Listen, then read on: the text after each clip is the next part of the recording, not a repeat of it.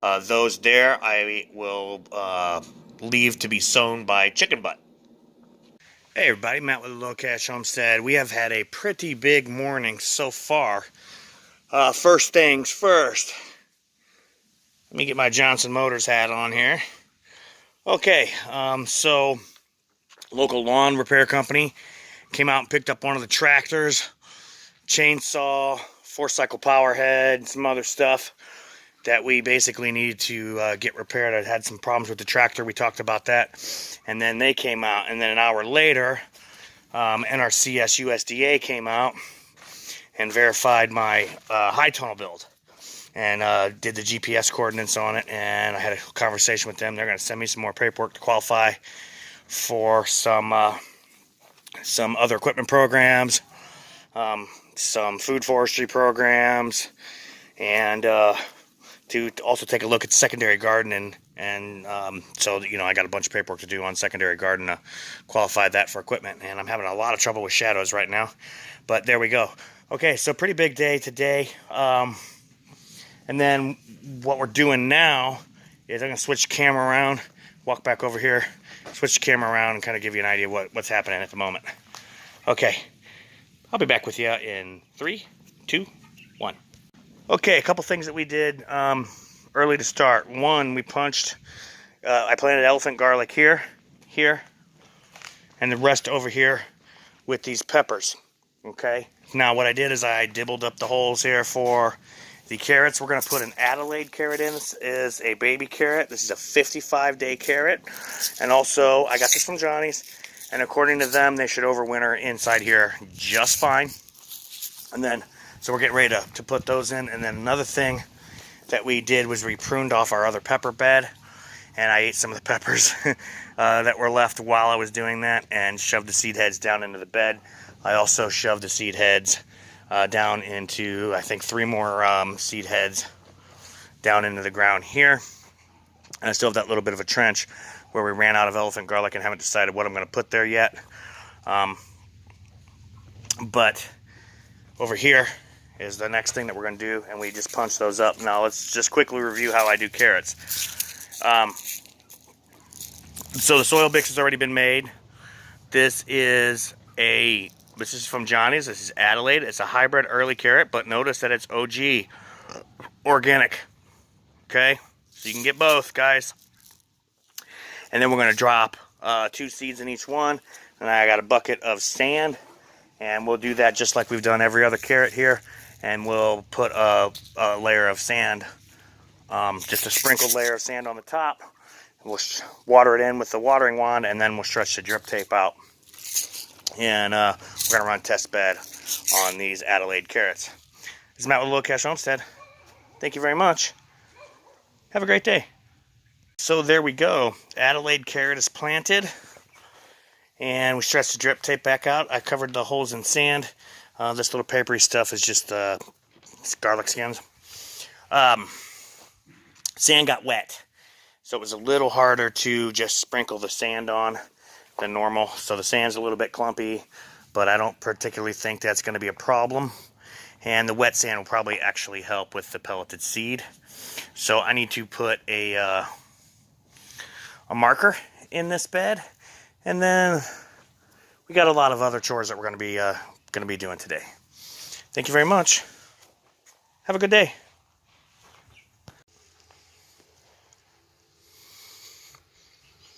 Hey everybody, Matt with the Low Cash Homestead. So this is another bed that we're rebuilding. This one had Kentucky climbers, Asian long beans, cucumbers, tomatoes, and something else in it, and they were all growing up this trellis. Everything you see that's on the trellis is actually just remaining from the other box over there that I haven't yet taken apart. We recycled some raised carrot boxes into this, and they were like totes and different containers that I had that I was doing test bedding in. We've sprinkled it with Epsom salt, worm castings, and Job's tomato vegetable. This particular batch is a 254. And then I'm going to take my little agitator here, which you guys have seen me use many times. I love this thing. And we're just going to work it down in.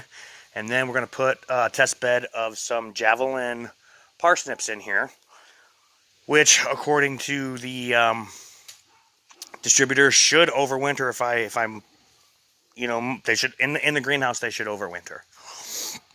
Okay, so that's what we're going to do next. This is Matt with Low Cash Homestead. Thank you very much. Have a great day. This is a car that I found on my local Walmart. It's a Toyota. It's 6 7/8 in the NASCAR sidewalk series. It says "Drive fast, fat ass" in the back, on the back window. I won't show that because I don't want to show the license plates. Because I don't know whose car this is. I just saw it in the parking lot. Anyway, have a good day. Hey everybody, it's Matt with Low Cash Homestead. Right now, I'm listening to Alice Francis, I think is what it's called, and doing some seed saving. And some of the seeds that I'm showing tonight, I've had in jars drying out already. But in jars drying out already was a sugar baby. I transferred them to these little baby food jars, which I still have like boxes of baby food jars from when my youngest son was a baby. But tonight we're doing seed saving from squash.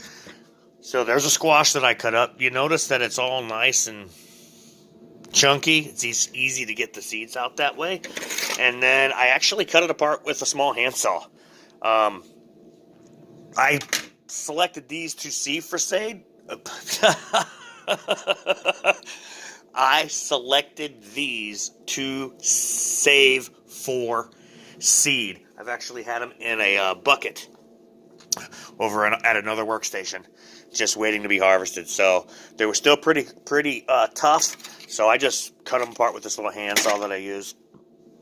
And then I have a lid from one of the buckets that I get for $1 at Walmart. Go see the bakery department and ask for icing buckets to get those. There's usually a 5-gallon and a 2-gallon. I prefer the 5. But I think I'm going to start getting more of the 2 gallons because I have an uneven supply.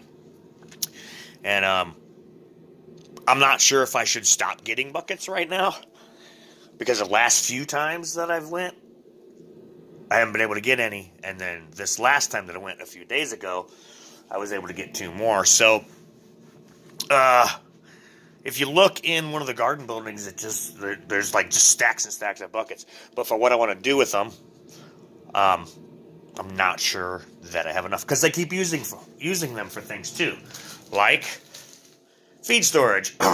Here's the other thing. I sent my tractor in, and what I found out was what broke on the tractor was actually the frame.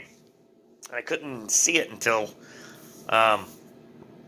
later, $150 later at the shop, because they charged me to come pick it up because I live that far enough out. I do have part of it fixed, or at least I think. We won't know until we fire it up. I used 2-inch angle iron. The frame measures 2.5 inches high, so I used 2-inch angle iron, and essentially I'm rebuilding sections of the frame. So I'm using that, and I'm using a hardened steel for the connectors, which is